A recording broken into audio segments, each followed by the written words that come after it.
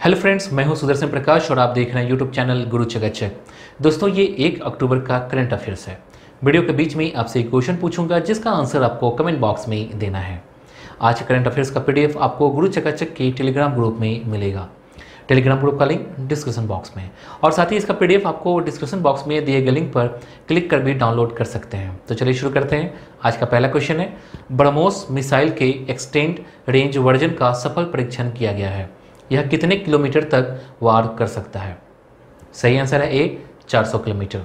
भारत ने विस्तारित range BrahMos supersonic cruise missile का सफलतापूर्वक परीक्षण कर लिया है। यह मिसाइल 400 किलोमीटर दूरी तक दुश्मन पर निशाना लगा सकती है।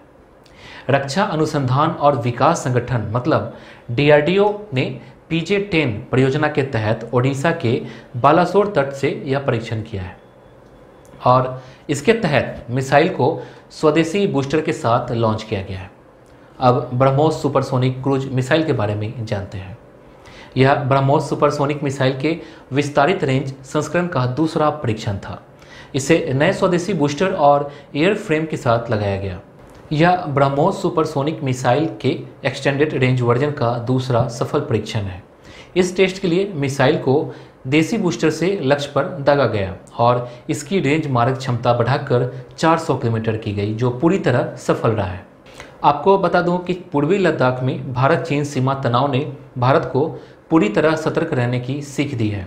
इसलिए चीन की ओर से मिलने वाली किसी भी तरह की चुनौती से निपटने के लिए भारत में चौतरफा रणनीति पर तेजी से काम हो रहा है।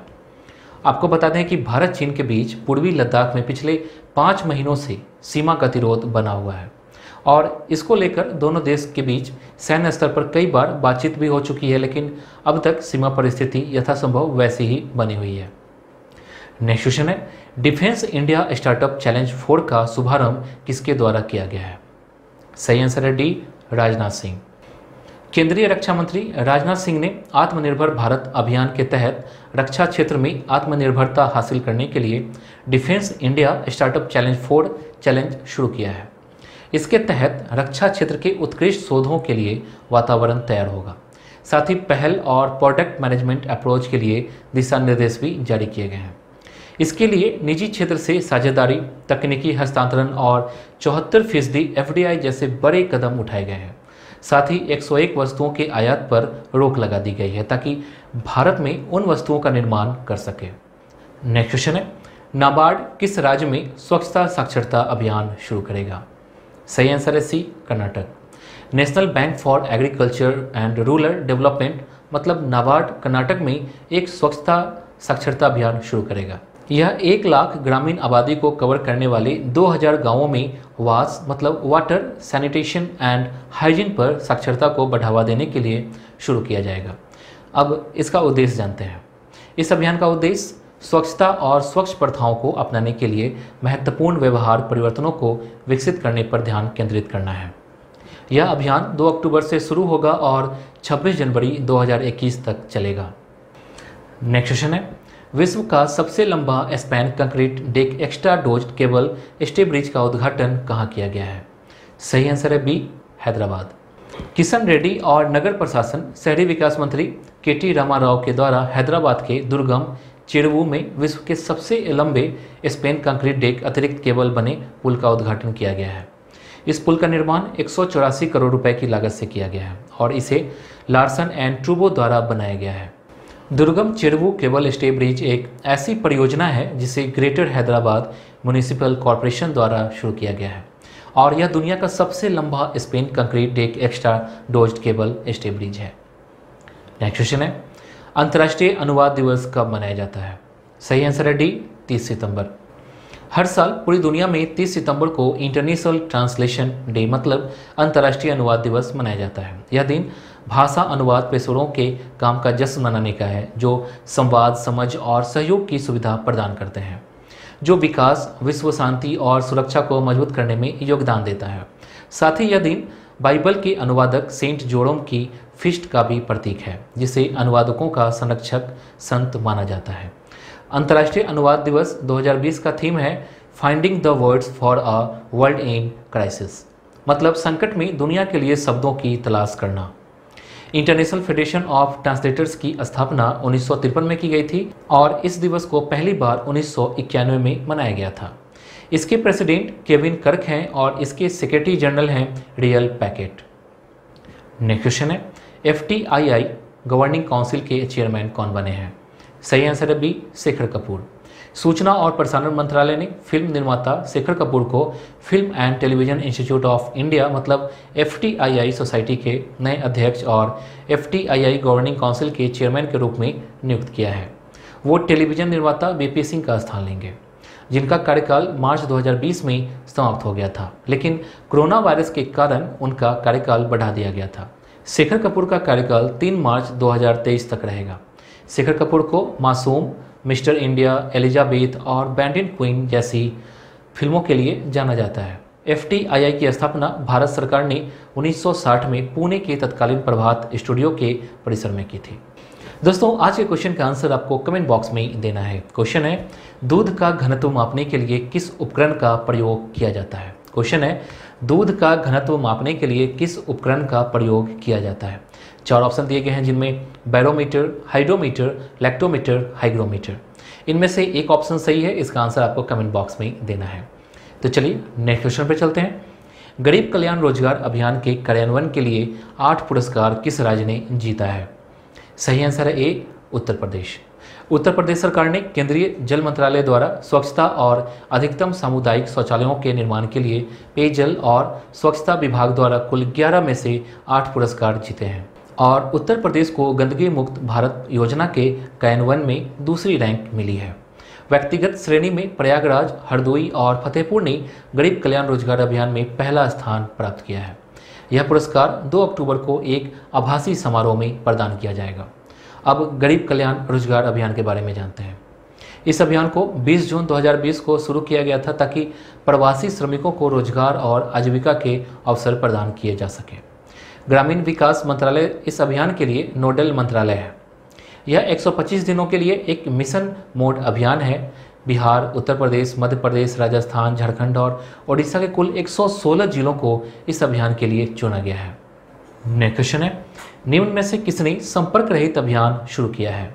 सही आंसर है D, SBI card. SBI card ने कॉन्टैक्टलेस कनेक्शन नाम से अपना नया ब्रांड अभियान शुरू किया है, जिसका उद्देश्य यह संदेश फैलाना है कि किसी भी कठिन अवधि के दौरान प्यार और देखभाल को साझा किया जा सकता है। साथ ही यह अभियान यह दर्शाता है कि लोग सामाजिक रूप से दूर करने की प्रथाओं के बावजूद भावनात्मक रूप से जुड़ सकते हैं और खुशी जाहिर कर सकते हैं। अब SBI कार्ड के बारे में जानते हैं।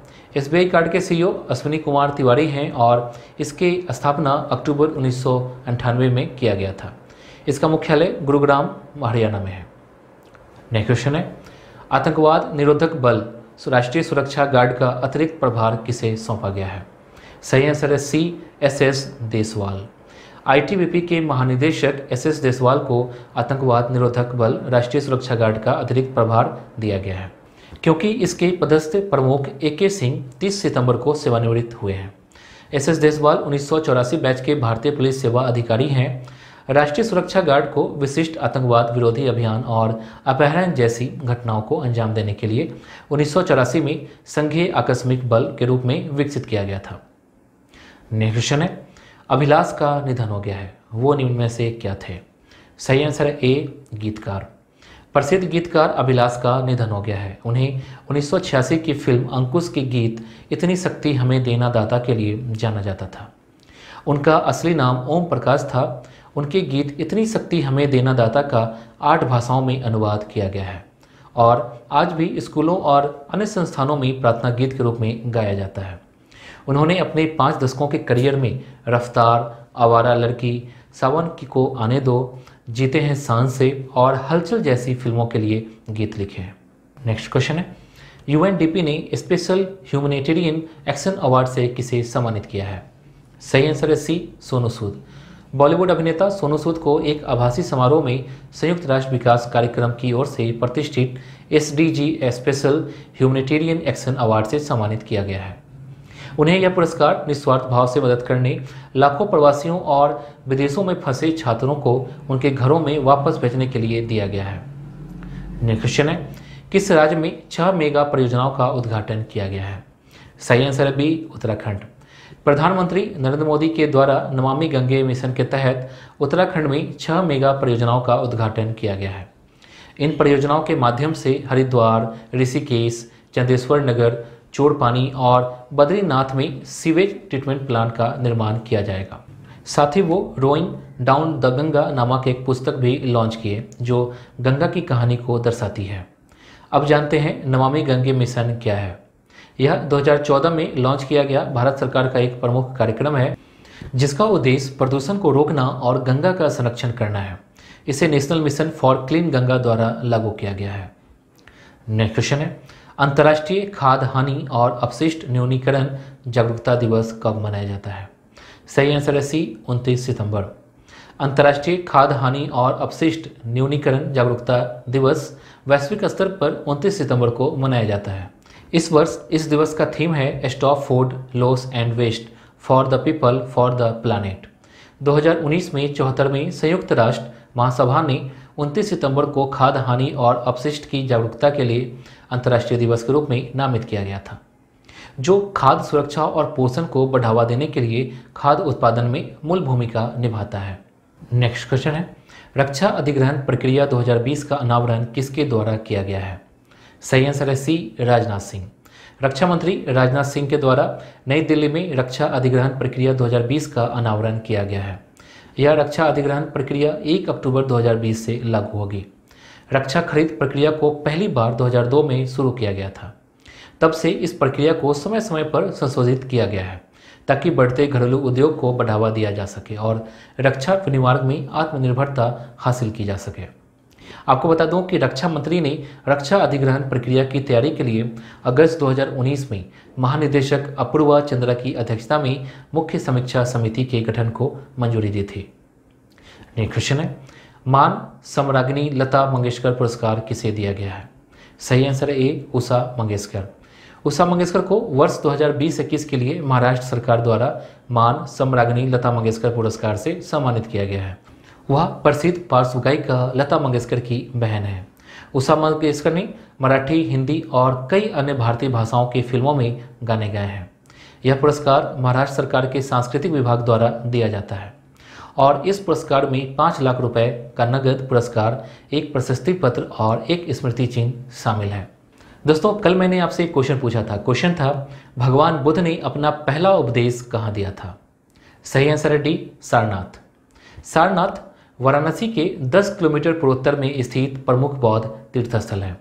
ज्ञान प्राप्ति के पश्चात भगवान बुद्ध ने अपना पहला उपदेश यहीं दिया था, जिसे धर्म चक्र प्रवर्तन का नाम दिया जाता है। यह स्थान बौद्ध धर्म के 4 प्रमुख तीर्थों में से एक है। इसके साथ ही सारनाथ को जैन धर्म एवं हिंदू धर्म में भी महत्व प्राप्त है। यहाँ पर महादेव का मंदिर भी है, जहाँ सावन के महीने में हिंदुओं का मेला लगता है।